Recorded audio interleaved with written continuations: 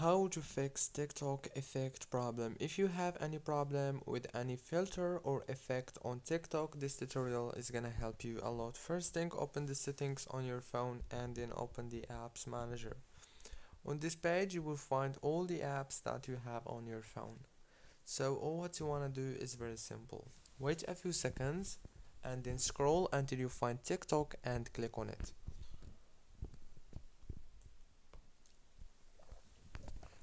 When you click on TikTok app, it will take you to the app informations page like this. So all what you want to do now here is very simple.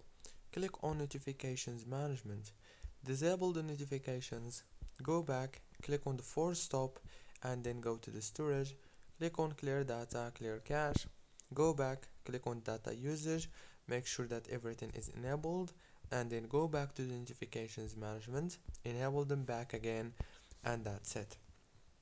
The last step you want to do now is make sure to update your TikTok into the latest version. Don't forget to like, subscribe.